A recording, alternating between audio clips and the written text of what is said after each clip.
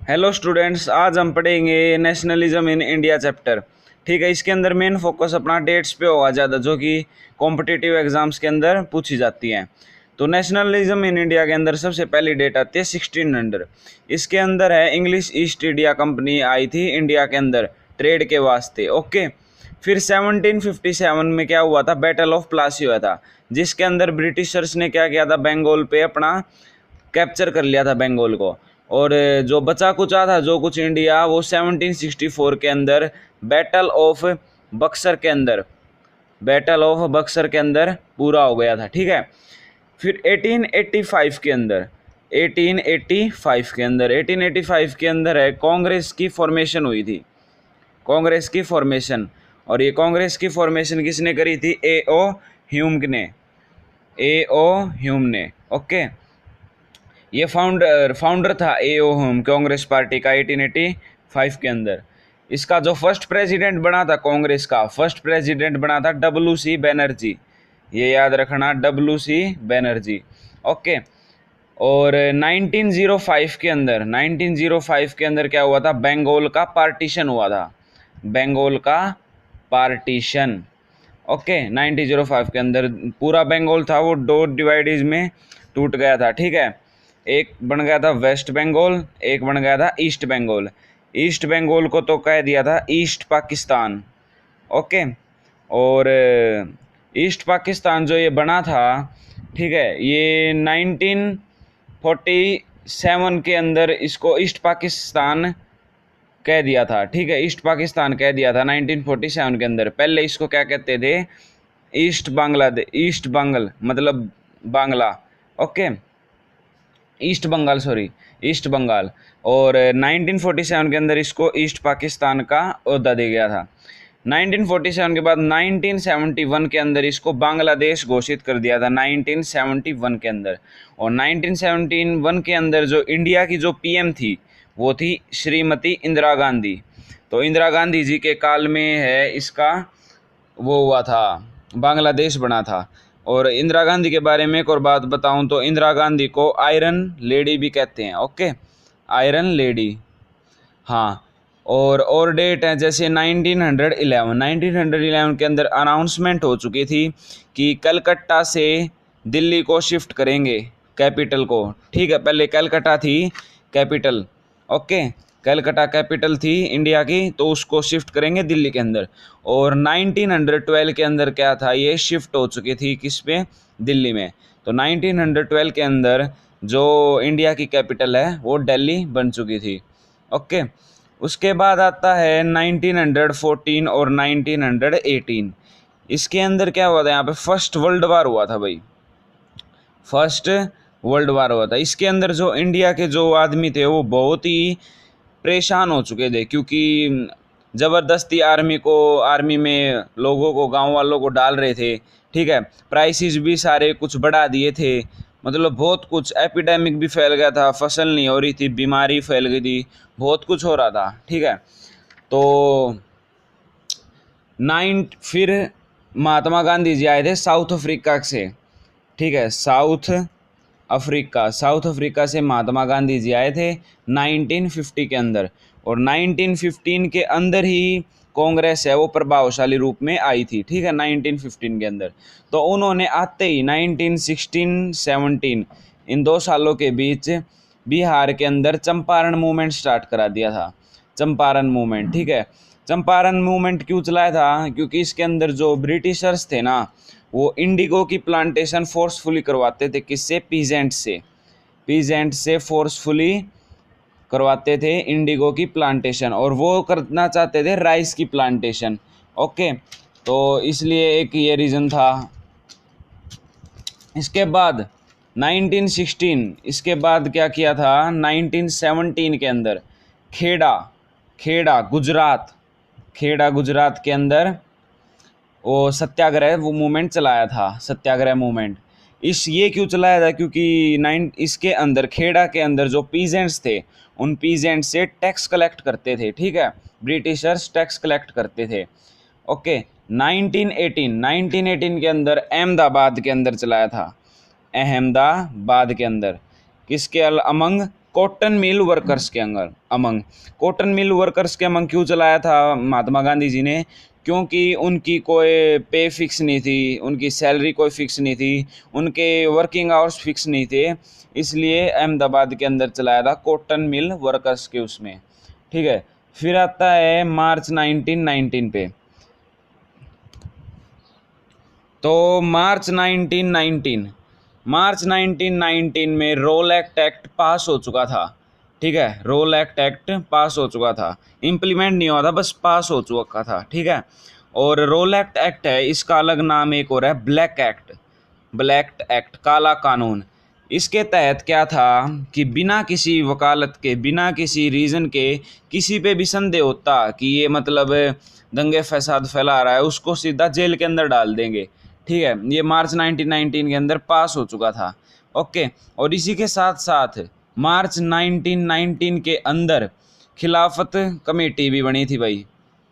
खिलाफत कमेटी ये दोनों ने बनाई थी, खिलाफत कमेटी, मोहम्मद अली और शौकत अली। सुनते रहना, ये राइटिंग तो मेरी ऐसी है भाई, मोहम्मद अली और शौकत अली। ठीक है, तो 6 अप्रैल 1919 को जो रोल एक्ट था उसको भाई लागू कर दिया गया भाई।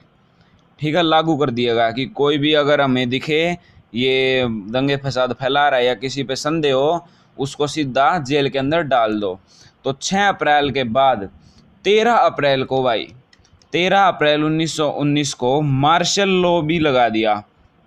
मार्शल लॉ के अकॉर्डिंग क्या था कि भाई जो सेना का सबसे बड़ा अध्यक्ष है वो सारी सेना की कमांड को संभालेगा, और इसके तहत कोई भी मतलब झुंड नहीं बना सकता कई आदमियों का। ठीक है, झुंड नहीं बना सकते, जैसे कि अपना यहाँ पे कर्फ्यू की तरह होता है, ऐसा ही कुछ था ये मार्शल लॉ।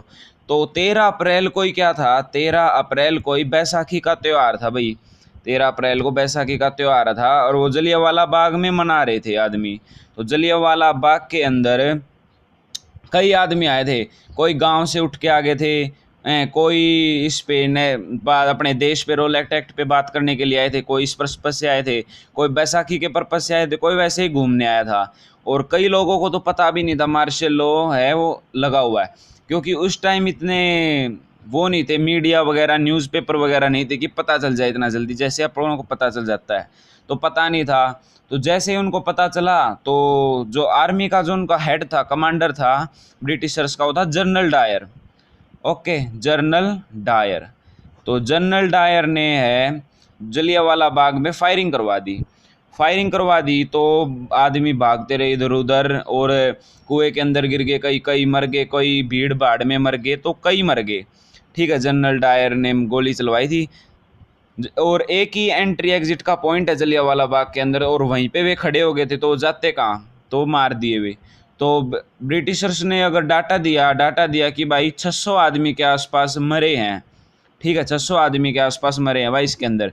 पर जब इंडिया वालों ने पता लगाया तो 1200 के आसपास आदमी है वो इसके अंदर मर चुके थे जलियांवाला बाग मैसेकर के। मैसेकर होता है नरसंहार, मतलब ज़्यादा लेवल पे आदमियों का मरना।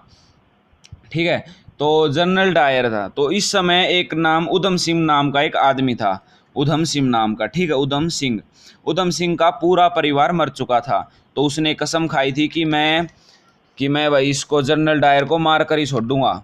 ठीक है, तो उसने उधम सिंह लंदन गया था, और लंदन जाके उसने जनरल डायर को गोली मार दी थी।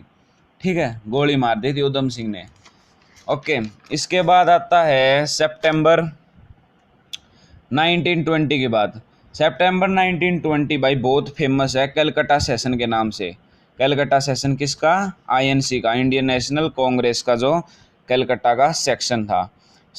ठीक है, इसके अंदर जो महात्मा गांधी जी थे, महात्मा गांधी जी ने कहा था कि भाई हम है ना खिलाफत मूवमेंट को और स्वराज को वो करेंगे, सपोर्ट करेंगे। ठीक है, खिलाफत को और स्वराज को हम सपोर्ट करेंगे भाई। स्वराज क्या था, मतलब अपना खुद का राज करना अपने देश पे। ओके, तो और दिसंबर फिर 1920 के अंदर एक फेमस है नागपुर सेशन। ठीक है, ये भी फेमस है, ये भी आईएनसी का ही सेशन था। ठीक है, इसके अंदर है ना नॉन कोऑपरेशन मूवमेंट चलाने को वो कह दी थी मंजूरी कि भाई हम नॉन कोऑपरेशन मूवमेंट चलाएंगे। नॉन कोऑपरेशन मूवमेंट्स में क्या था कि भाई हम है ना कोऑपरेट नहीं करेंगे, ठीक है।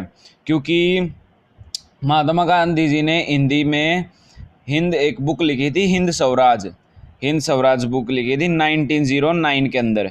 तो 1909 के अंदर हिंद स्वराज जो बुक रखी थी, तो उसने उसमें लिखा था कि अगर हम ब्रिटिशर्स को ना कोऑपरेट करना छोड़ देंगे ना, तो ये बिल्कुल मतलब टूट जाएंगे, क्योंकि ये अपने ही कोऑपरेशन से ही चल रहे हैं, ठीक है। तो उन्होंने इसलिए ऐसे कहा था कि नॉन कोऑपरेशन मूवमेंट को लॉन्च कर दिया जाए। दिसंबर 1920 के नागपुर सेक्शन में बात कही थी ये।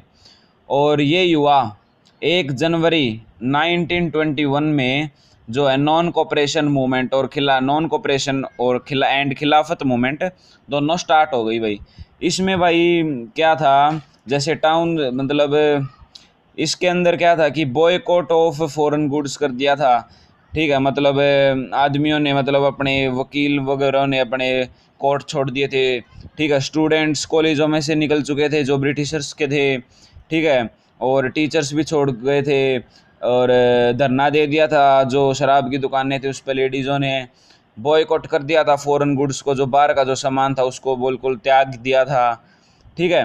और फिर क्या खादी काम में आई भाई, फिर अपनी देश की जो खादी है वो प्रोसेस में आई, ठीक है। पर जो भाई क्या दिक्कत क्या आई नॉन कोऑपरेशन मूवमेंट में, जो खादी थी ना वो बहुत महंगी थी, और गरीब परिवार थे वो उसको अफोर्ड नहीं कर सके। तो अफोर्ड नहीं कर सके तो उन्होंने वापस से उनका अपनाना चाहा, ठीक है। क्योंकि उनके जो कपड़े थे ब्रिटिशर्स के वो बहुत सस्ते थे, ठीक है।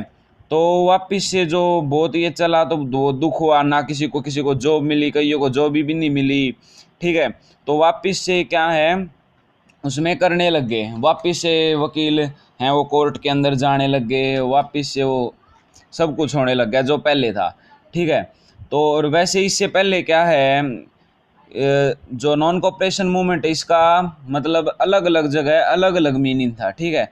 जैसे कि कंट्री साइड मतलब गांव के अंदर, इसका मतलब क्या था, बाबा रामचंद्र नाम के एक सन्यासी था भाई, बाबा रामचंद्र, ठीक है। बाबा रामचंद्र सन्यासी ने 1921 में, ठीक है, बाबा रामचंद्र सन्यासी और इसके साथ जवाहरलाल नेहरू ने 1921 के अंदर अवध किसान सभा बनाई थी भाई, अवध किसान सभा बनाई थी, ठीक है। अवध किसान सभा बनाई थी जवाहरलाल नेहरू ने, और इन्होंने बातचीत करी थी इसके ऊपर, ठीक है। बताया था कि उजागर किया था आदमियों को नॉन कोऑपरेशन मूवमेंट का सहारा करने के लिए, ठीक है। इसके बाद है ट्राइब्स इन अरुणाचल प्रदेश, आंध्र प्रदेश। तो आंध्र प्रदेश के अंदर जो ट्राइब्स थी उसके अंदर अलूरी सीतारमन राजू है, अलूरी सीतारमन राजू, अलूरी सीतारमन राजू था वो, उनका वहाँ पे ट्राइब्स का हेड था, ठीक है। तो इसके अलूरी सीता गुडम हिल में रहते थे भाई, यहाँ पे गुडम हिल्स के अंदर, गुडम हिल्स के अंदर रहते थे।